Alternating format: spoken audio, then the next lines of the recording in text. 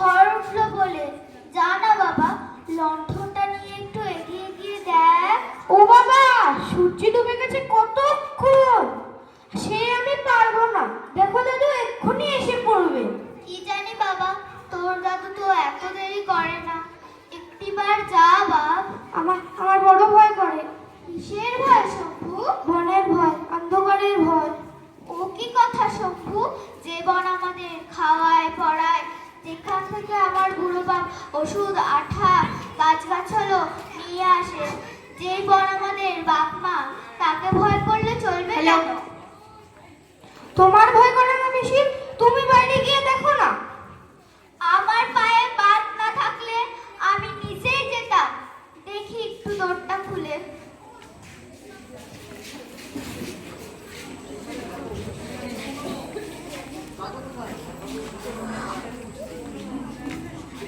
ও কি করছো পিসি? ঘরে সব চাল উড়িয়ে নিয়ে যাবে তো, দরটা বন্ধ করো, বন্ধ করো শিগগিরই। তোর দাদু এই জলঝড়ের মধ্যে বাইরে, তুই উনুনের পাশে আরাম করে বসে আছিস কি করে শম্ভু?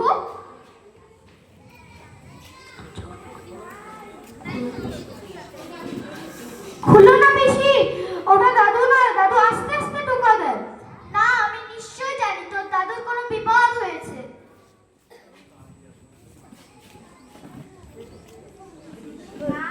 আমাকে চিনতে পারছেন না? আমি পাঠশালার নিতাই। আমাকে যাত্রায় পড়তে বললে আমি গিয়ে গুরুমশাইকে দেখে আসলাম। ও ও কি, কে তোমরা? বাবাকে অমন করে ধরাধরি করে আনছো কেন? বাবার চোখ বন্ধ কেন? ও গুরুমশাই, আমার যে ভয়ে প্রাণ উঠে যাচ্ছে। ও শম্ভু, আমি দেখিস না আমি জলঝড়ে বেরিয়ে পড়েছি, তোরা তো ভয় কিসে?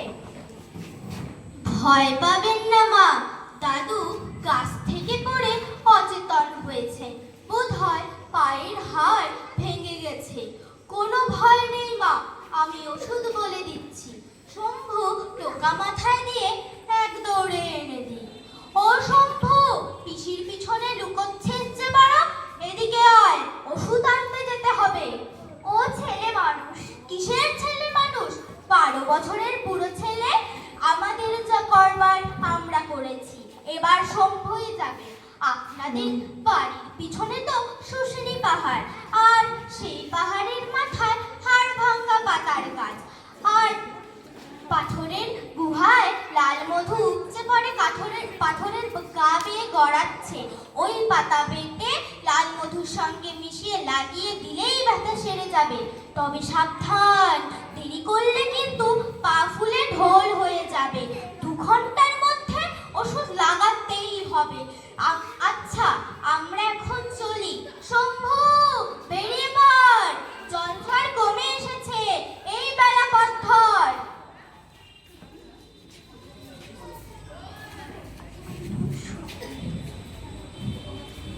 কি রে শম্ভু, মুখ থেকে শুয়ে পড়লি যে? শুনলি না 2 ঘন্টার মধ্যে ওষুধ না লাগালে ওষুধের গুণ ধরবে না? না ধরে না ধরুক, কাল ভোরে উঠে এনে দিব।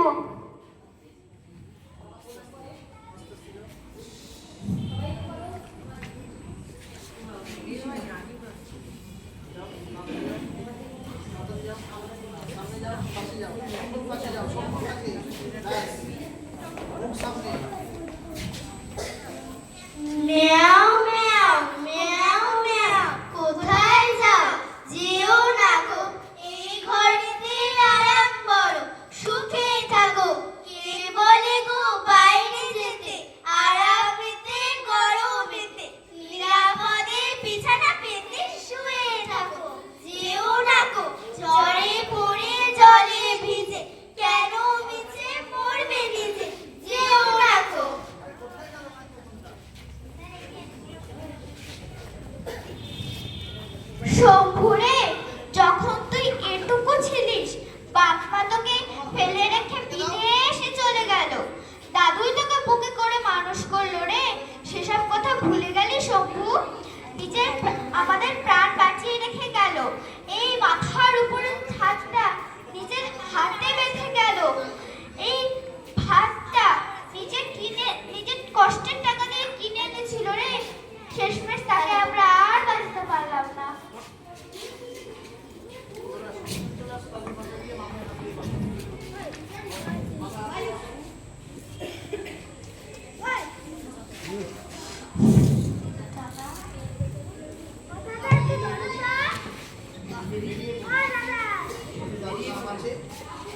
বেরিয়ে পড়ি। দাদু দিদির নাক আছে, কিন্তু আমার তো বন জঙ্গলে বড় ভয় করে, কিন্তু দাদুকে বাঁচানোর জন্য আমি একটু বেরিয়ে নিয়েই আসি।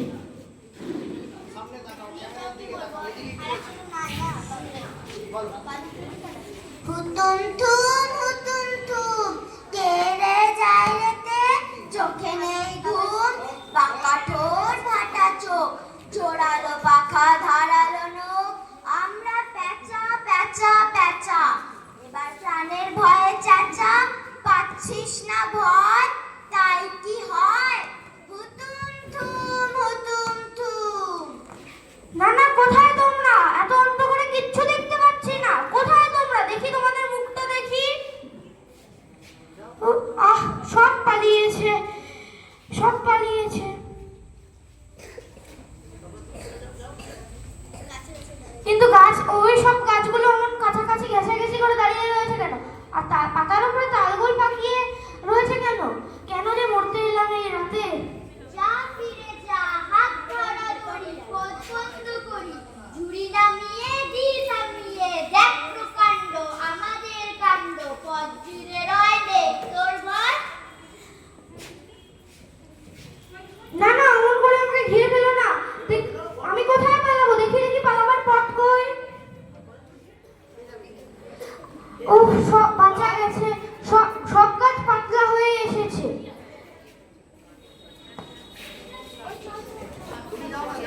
কিন্তু ওগুলো কি এক ঝোপের, মানে এক ঝোপ থেকে আরেক ঝোপের পেছনে লুকোচ্ছে? বাঘ নাকি সেগুলো?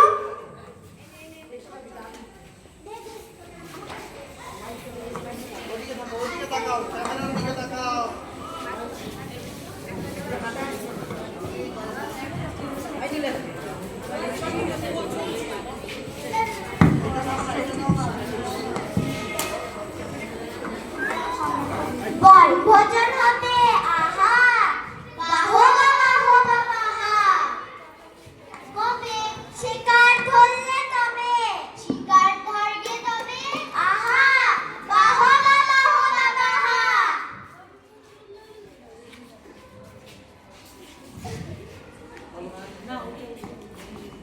কাটা কাটা ভরা গায়ে, ব্যথা দেব পায়ে, দেখ না ঝোপের মাঝে, বাঘারা লুকিয়ে আছে, তাদের নাম করতে নেই, যারা রক্ত শোষে সেই, ঝোপে ঝাড়ে গাছে, তাদের চক্ষু জেগে আছে, এ পথে কেউ যায়? এই যে আলো তুলে ধরলাম, কোথায় তোমরা? কিচ্ছু দেখতে পাচ্ছি না।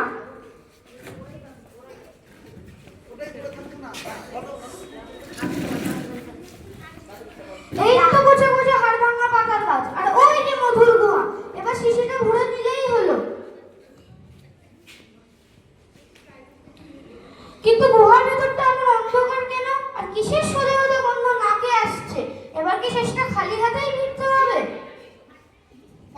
ডানায় কালো ভয়, তারই হোক জয়, আধারে জ্বলিছে রাতের শাড়ি, করাল কঠিন ধারালো ভারী, তারই হোক জয়, আলোর আশয়, গুহাতে রয়, তারই হোক জয়, সদাবন্ধ বন্ধ গুহা, সেখানে ভয়, তারই হোক জয়।